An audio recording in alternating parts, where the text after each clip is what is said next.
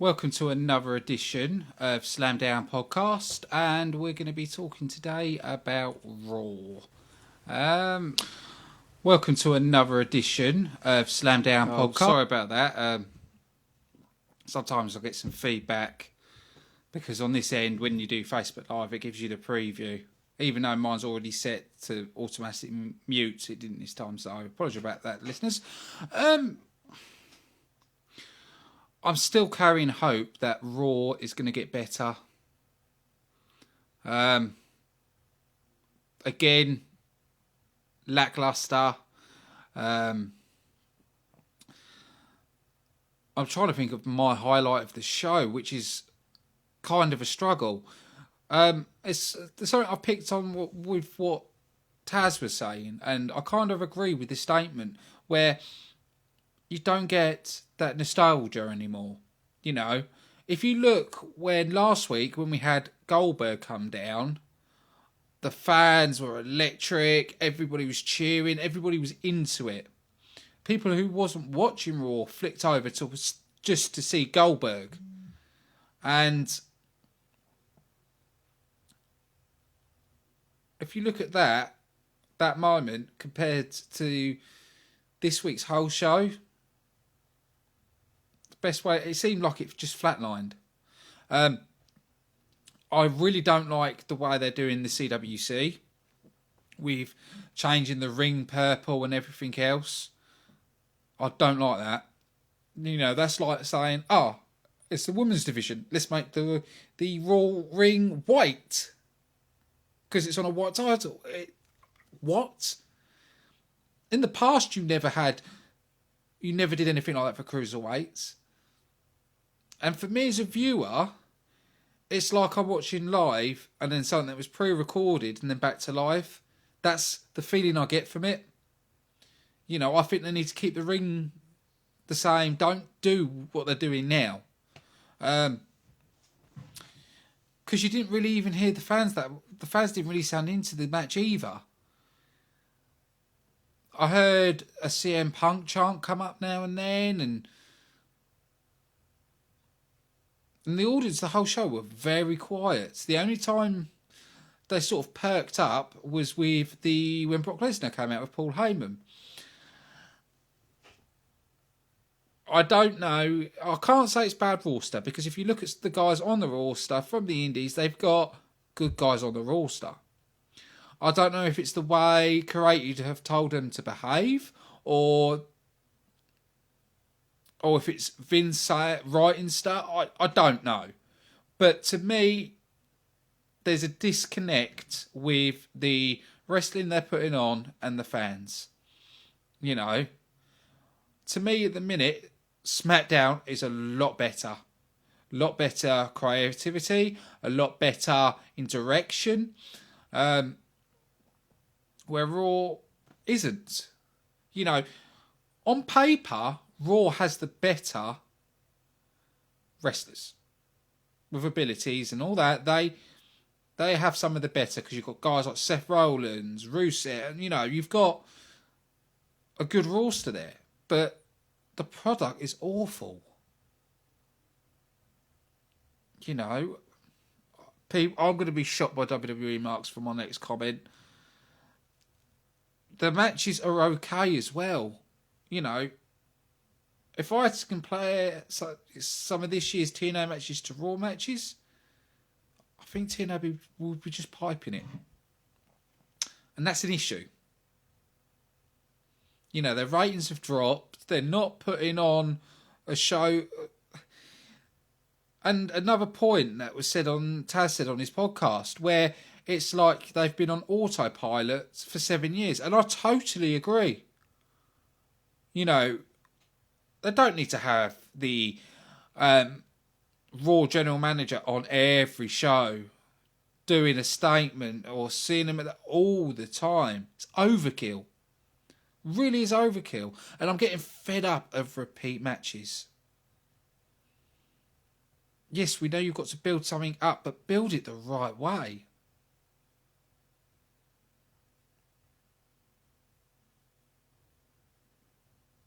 You know, You don't have to have Roman Reigns on every show.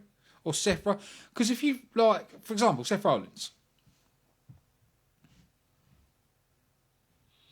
If you leave him off a couple of episodes and you leave Kevin Owens on the mic, trashing Seth Rollins, the fans are going to build up like, where's Seth? Where's Seth? We want Seth. Let the atmosphere build. And then when Rollins hits, either on the next show or whatever, the fans are going to go, you'll get more of a raucous crowd with it.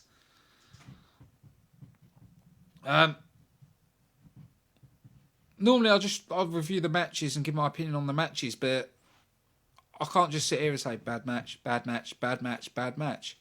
Because some of the matches are good. They put on a good show, but there's still that disconnect with the fans.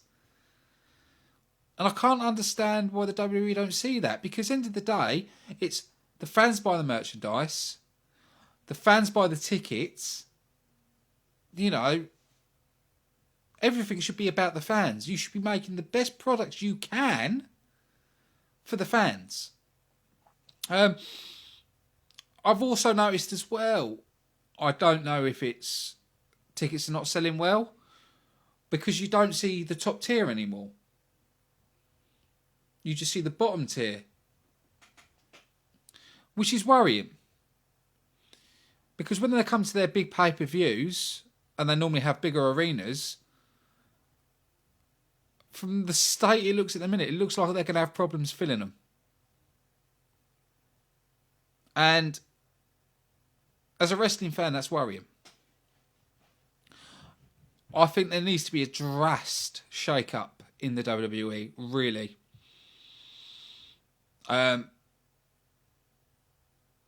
To be honest, there is quite a few things they could do. Now, these are things they could do. They won't, because they're in that PG era, but they could do simple stuff, you know. And if anybody says to me they can't bring hardcore back because they're PG, you're wrong.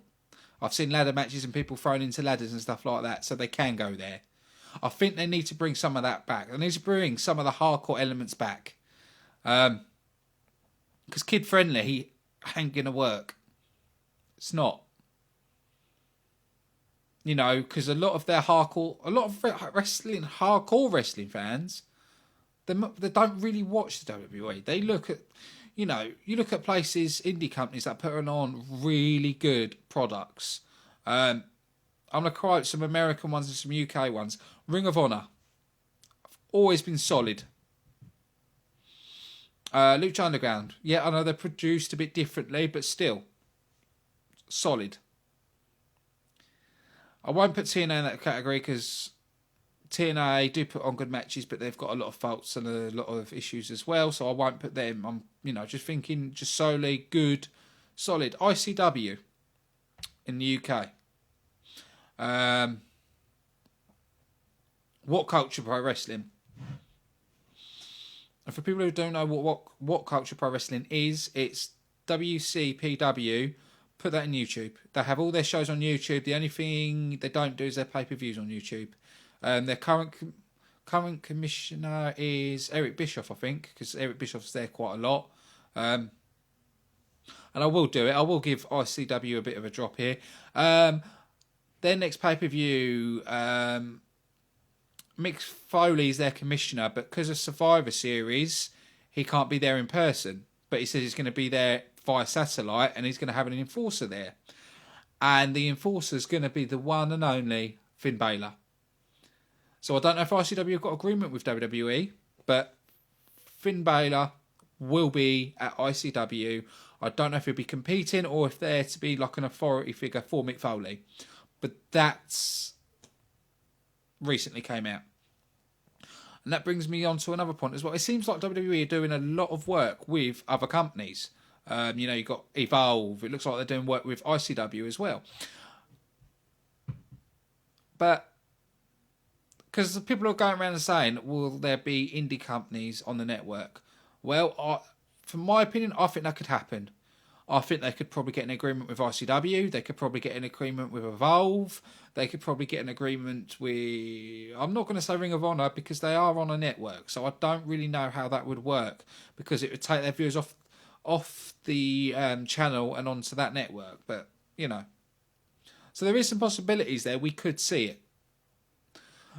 We're not going to see TNA on the WWE network, and WWE are not buying. Simple as. Just saying that now because I know your marks out there would be sitting, TNA's going out of business. There's another loose lawsuit. There's another. You know the ones that believe everything they read. It's on the internet. It's got to be true. No. I could make a really fancy website now and put a load of fake news on it and people will believe it. It's just... Ugh. Really, it's just, you know. But I'm worrying about the Raw product, to be honest. It needs a lot of improvements. I don't know what they can do to improve. Well, I do know what they can do. Bring a bit of the hardcore, bring some more stipulations in. Because it feels like every match is playing. And another point, they're pay-per-views. The Hell in the Cell pay-per-view. Hell in the Cell shouldn't be a pay-per-view. TLC shouldn't be a pay-per-view. Should be a normal pay-per-view and they should be match types. Because if you didn't have let's say we didn't have a Hell in the Cell pay-per-view. It was called, let's think of something from the past. Bad Blood. There we go. We're going to just go with me on this. So let's say if they named the pay-per-view Bad Blood and they had the main event a Hell in a Cell match. Who's going to really... I'd say Rusev and Roman Reigns in Hell in a Cell because, to be honest, if they can push to the limits, break the cell walls and like really go extreme with it, yeah, them two.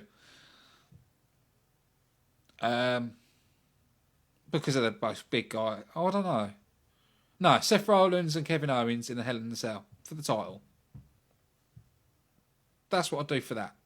Then you could have had a stipulation for the US title and make it a Falls Count Anywhere. Because in that way, you've still got that bit of extreme. Women's match. What could we do there? See, I would change that match. I know they've both got submissions, but I'd make it an I Quit match. So then you see them go at each other to make each other quit. Yes, I can understand why they want to do Hell in the Cell, but I'll explain that in the next bit. That kind of pay-per-view, I'll be more inclined to watch than Hell in the Cell. Because I think the way they're doing it now with there's one Hell in the Cell, 2 Hell in the Cells, 3 Hell in the Cells? Right, okay. It loses that, you know, when it's a normal pay-per-view with Hell in the Cell, it's like, oh my God, it's Hell in the Cell. But you're throwing 3 at us and it's like, okay. It's a bit like when when they used to do Lockdown and every match was in the cage. It was like, right, okay. Even though I like Lockdown, when they just had the main event with the top of it going down. Not the Lockdown they did at show. No. So there is a lot... See, it's easy fix for Raw. It's just simple, easy fixes. You know, stop... The writers need to stop writing all the promos. You know, what's wrong with being in a room? You've got the writers. You're writing a few for 2 guys. You call them 2 guys, go, come in the office. Speak to them 2 guys, go, right, we want to do this. No, or we are doing this. We want your input. You know, let them guys, let the rosters work with creative. Because the roster know the character. They know what that character will say. And can work with the writers and it'll make it more believable. Because I do think there is a very poor gimmicks. And we don't know enough about the wrestlers like we used to. I do admit, like, the late 90s, I'm saying late 90s to the early 2000s, wrestling was phenomenal for its characters. It was not for its, you know, there were stupid ones, but it did it the right way. And now it's just like, oh, really? There needs to be a lot to be done. And also Raw seems to be jobbing and ruining some of the other talents on the roster. Now, I know New Day have got a big fan base, but really, you're going to job the Club, who are probably one of the best tag teams, and job everybody else, Enzo and Kaz, because you want New Day to be your top. No. Because you're burying Enzo and Kaz and the Club. You know, I see they've gone a bit more comedy with the Club. I don't really like that. You know, the Club should be the hard-hitting, you know. What they were in New Japan is how they should be portrayed in WWE. Because fans are not stupid. Fans know what they're capable of, have seen their performances in New Japan, and that's what they need to stick to. You know, it's frustrating. Extremely frustrating as a fan to watch. To me, and all round, see, I don't even like what they've done with Braun Strowman and Sami Zayn, because it feels like Sami Zayn's going to job to Braun Strowman. What I would have done, when he says, I want the biggest guy you've won, down comes the Big Show. And have them two giant athletes go at each other. Give Braun Strowman the rub, but do it in the right way so you're not burying Big Show. So then you've got Braun Strowman to carry on from Big Show. Because you could give Big Show gives him the rub, and then you could phase Big Show out. Even though he's not telling anyway, but you could phase him out completely. And then by giving him that rub, you're moving on with Braun Strowman. I know someone said something similar about Goldberg. When one of the guys was walking to the back, you could have had him walk past Goldberg. Goldberg just give him the look, and as they go past, as the saying goes, give him the rub. I hate being so critical.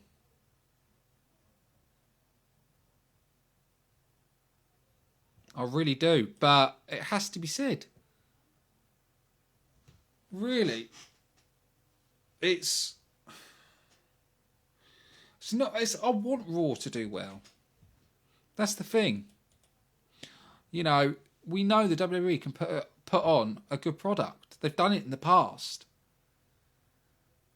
But for me, SmackDown is really outshining Raw, and I'm really hoping that Survivor Series, SmackDown get the upper hand. Because to be honest, if SmackDown get the upper hand and win, I know they get free picks, but I wouldn't take Enzo and Kaz. Well, I would, but no. I would take the Club, because then you can bring the Club over and put the Club back with AJ as their mouthpiece. Who else would I bring over? Wouldn't bring a female. Because I think, it's got to be... I wouldn't bring Seth Rollins over, because then you've got too many main ones. Cesaro. He deserves to be booked right. But, I would bring Cesaro over. But... can't think of... Those are the ones I want to go for at the minute. Because I feel those are the ones that need to come over. Can't think of... Oh, hang on, my computer done that funny thing again. It's just getting really bad with Raw. It's like every episode of Raw, when it comes to the end, I look at it and I think... God damn, son! Because they can do so much better. And that's what's frustrating. It's so frustrating. Especially when you look through the network, and if you look at sort of the older days of the WWE till, follow it through, and you can see the point in time when they turned PG and everything just went downhill. Now, I don't know what their limits are in PG, But something's got to change. It was really poor again. Now, the bit I am going to point on is the promo with Brock Lesnar and Paul Heyman. Now, talk about something falling flat on its face. You know, the way it was meant to go, because you could see Paul Heyman trying to get the crowd to boo Brock Lesnar. You could see him trying and pulling, trying to pull them in to boo him. But they don't. You start hearing Goldberg sucks. You do hear some fans going Goldberg in the back, but then you have ones going Suplex City, Goldberg sucks. And you can see Paul Heyman's desperately trying to get the crowd to boo Brock Lesnar because they're trying to build Brock as the heel and Goldberg as the face. Well, Goldberg will always be face. I think the difference would be if you have them both in the same ring at the same time, I think the audience will be split. They need to realise Brock is popular. And try and get the crowd to boo you. It's just not going to work. Brock's too... He's a fan heel. That's what I'm going to call it. A fan heel. A heel the fans love. And I don't think that's going to change. You know... because of the way it's been done. I'm trying to think what they could do to make it better. I really don't know. We know Goldberg's coming next week, and we know it's the Halloween theme. There are rumours going around that Boogeyman will be making his return. But I guess, would be on Raw. I don't think I've got much more to say than that. It's just very disappointing show. You know, if you've got different opinion of the show, you can tweet us. And the tweet is down at this corner there. Where the top bar is our website, slamdown.co.uk, and our Twitter is at slamdownpc. Also, you can comment on this Facebook video as well. Even when I'm not on air, you can still comment on it because I do check comments and I do reply.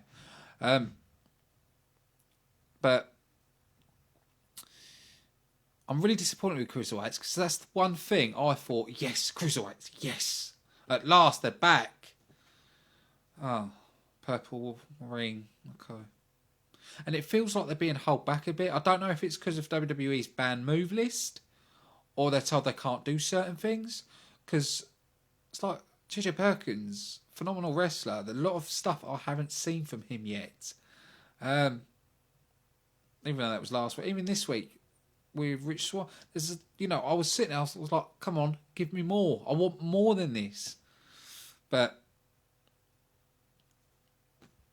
I'd have to wait and see. I do think, though, if Triple H ever had control of the WWE, like he does with NXT, it would be a lot better. But, Vince, he'll probably live into his 200s.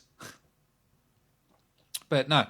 So, this has been an episode of Slamdown Podcast. We're back tomorrow with Smackdown Talk, which will be a lot better because I'm enjoying Smackdown at the minute. Next week, we will have TNA Talk. But after TNA Talk, it will be my review of Hell in the Cell on Monday, because I normally do, after I do the TNA Talk, about half an hour later, I do the pay-per-view talk. But it's been your host, Ashley Friend. Thanks to everybody that's watched on Facebook and everybody listening on Mixler. And we'll see you again tomorrow.